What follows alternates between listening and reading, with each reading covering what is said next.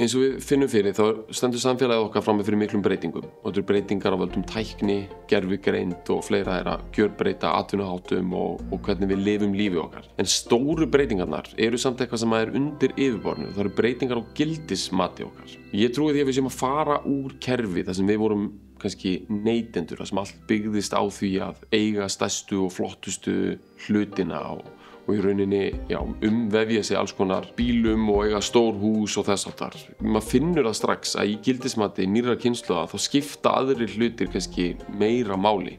Ég trúi því að það að eiga framtíð og drauma og geta skipulagt hana og hafa líka kannski ráðrúm til þess að vera ekki alltaf bundin í klafa vinnu eða viðbragðs við einhverjum öðrum kerfum séu mestu verðmæti sem maður getur átt í framtíðinni. Þetta held ég lykillinn að því þegar kemur að því að reyna að skilja af hverju fólk ætti að hafa áhuga á fjárfestingum og hugsa sparnað til lengri tíma.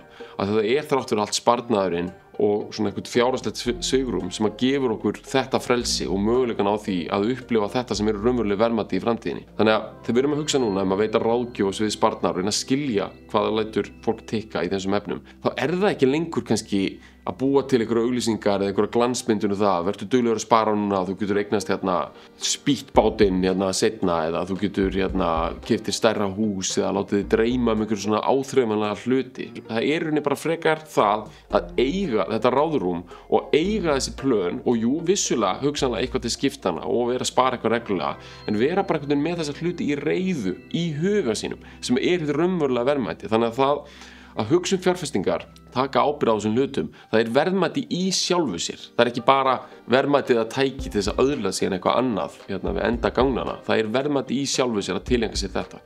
Þetta höfum við í huga við þróun á fyrirtæki okkar og því sem við höfum fram að færa.